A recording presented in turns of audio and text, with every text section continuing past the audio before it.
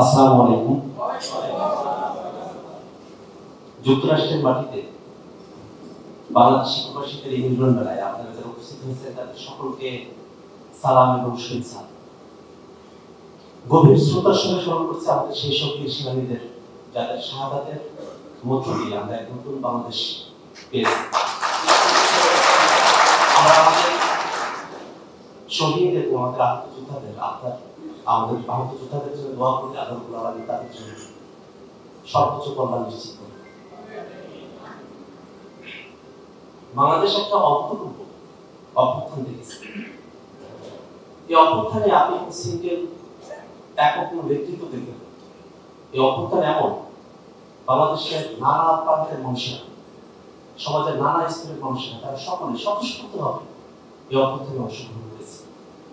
এবং আপনারা যারা প্রবাসী আছেন, যখন বাংলাদেশে এই অভ্যুত্থানকে থামিয়ে দেওয়ার জন্য নির্লক্ষ্য করা হতো, যখন নেটওয়ার্ক বন্ধ করে দিয়ে ইন্টারনেট থেকে আমাদেরকে বিচ্ছিন্ন করে দেওয়া হয়, ঠিক সেই সময়টাতে এই অভ্যুত্থানকে গোটা বিশ্বের মানুষের কাছে জ্যান্ত করে রেখেছিলেন যারা আপনারা সেই মানুষেরা। সেই সময় আপনাদের জায়গা থেকে এই যুক্তরাষ্ট্রের মাটিতে আপনারা প্লাকার্ড নিয়ে দাঁড়িয়েছেন, আপনারা স্লোগান দিয়েছেন এবং সরকারকে হুমকি দিয়ে বলতে পেরেছিলেন যে আমরা রেমিটেন্স বন্ধ করে দিলাম, তোমরা এবার দেখো। আশা করি এই অভ্যুত্থানের মধ্য দিয়ে আমাদের প্রবাসী ভাইদের জন্য আমরা খুব বেশি কিছু করতে পারিনি, কিন্তু আমরা এনসিপির তরফ থেকে প্রবাসীদের ভোটাধিকারের জন্য জোরালো পদক্ষেপ নিয়েছি।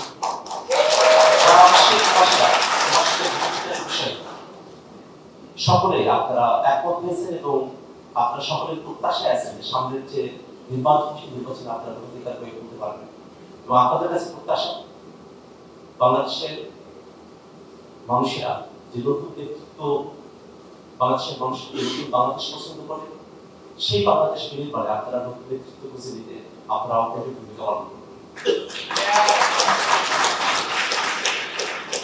বাংলাদেশে একটা বড় ধরনের পরিবর্তন হয়ে গেছে, একটা প্রচন্ডগত রূপান্তর হয়ে গেছে।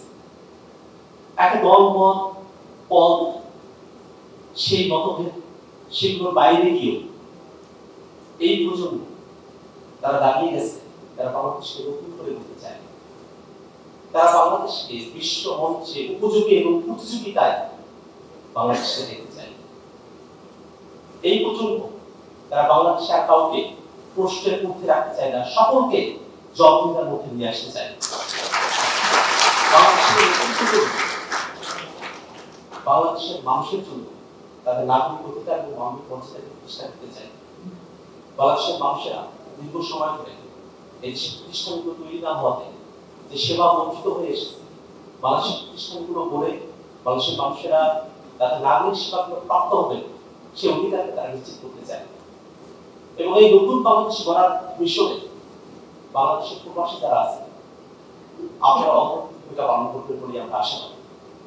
আমরা জানি আমাদের অনেক ভাইয়েরা, আমাদের অনেক বোনেরা আপনারা এসেছেন, এখানে শিক্ষিত হয়েছেন, পিএইচডি ডিগ্রি অর্জন করেছেন, অনেকগুলো জায়গাতেই আপনারা এক্সপার্টাইজ অর্জন করেছেন।